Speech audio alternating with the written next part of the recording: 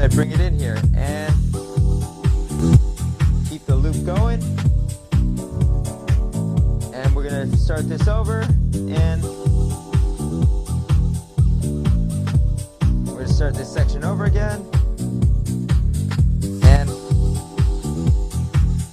so this is the beginning of essentially like a beat juggle, right? We're keeping the loop going. And in this case, I was letting this play for, I think that was probably 4 bars. I was letting it play, and then I switched it over. It might have been 2 bars. I was just in the groove. I was moving. I was in it. So I don't even remember what the length was. But we do need to know the length here. So let's say we go back to the very beginning. Let's go back to the very beginning of our track. And let's play. If you look over here on the deck, you see that I've got an in point and an out point. So let's go ahead and hit in, and 1, 2, 3, 4, out. You see how that's 4 beats? 3, 4, 1, 2, 3, 4. Now let's say I want to make it longer. Well, I can come over here, and this button right here says 2x on it, so it's going to make it longer. 2, 2, 3, 4. 1, 2, 3, 4, 2, 2, 3, 4. So this is now a 2-bar loop, or 8 beats. Let's make it even wider. 3, 2, 3, 4, 4, 2, 3, 4. Back around. 3, 2, 3, 4, 4, 2, 3, 4. Right, so we can make these loops bigger, or we can make them smaller. So let's make this smaller. 2 beats. You'll notice that it keeps that same anchor point. That in point is the exact same. And when we're adjusting this, it's making the that end point, that out point, it's either moving it out or it's bringing it closer. 1 beat, half beat. Right, there we go. So we can use this to be able to identify our loop section, make it bigger or smaller to our liking. So I want you to be able to go ahead and try that. Just go ahead and try and set a loop, and then make it shorter, and then make it longer, and just get used to the behavior of it all.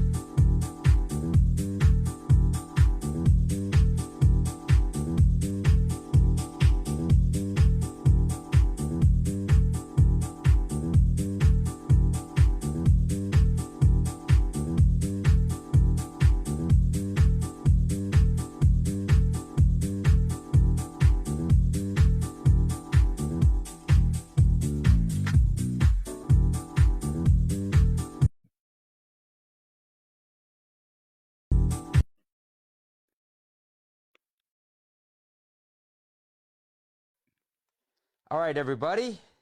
We are going to mix these two songs together, but we are going to use a loop. And for this particular lesson, we are going to use a loop to get in.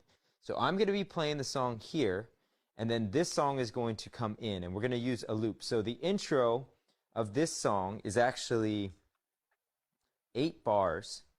That's just melody. There's no drums. So what I'm going to do is I'm going to set a 4-bar loop on the last 4 bars of the intro. So here, let me show what I mean. Let's set that first. 2, 2, 3, 4, 3, 2, 3, 4, 4, 2, 3, 4, 1, 2, 3, 4, 2, 2, 3, 4, 3, 2, 3, 4, 4, 2, 3, 4, 2, 2, 3, 4, 3, 2, 3, 4, 4, 2, 3, 4, 1. Right, so we've got our loop going there. All right, so I'm going to go ahead and I'm going to lower that down. Let's cue that up. That's ready to go. Now, for this song, let's push in a little bit more to where our mix point is. We've got this 16-bar mix point, and then it drops into this breakdown. So I'm actually going to mix out of it on the breakdown. You'll see me get the loop going a couple of times, and then I'll release the loop. Okay, so it'll look something like this.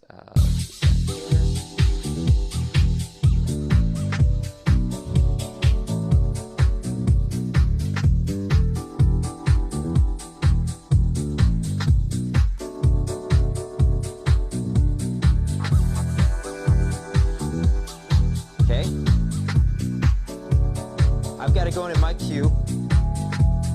Loops back around.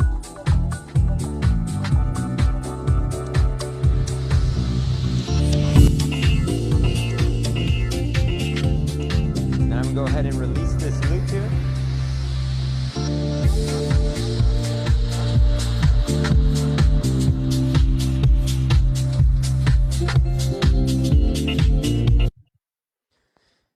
So there you have it. We used the loop to loop into the song. Now this is really helpful for songs that don't really have an instrumental intro or have a very short length of an instrumental intro. Maybe there's just a little, little 4-beat section or an 8-beat section or a 2-bar section there that you can loop up to be able to get underneath the song that you're mixing out of. Just really for the purpose of being able to have these songs blend together a bit more. So that is one way to use a loop, is by setting the loop in. So I'm going to go ahead and let you try that. Try to set the loop in and mix into the other song.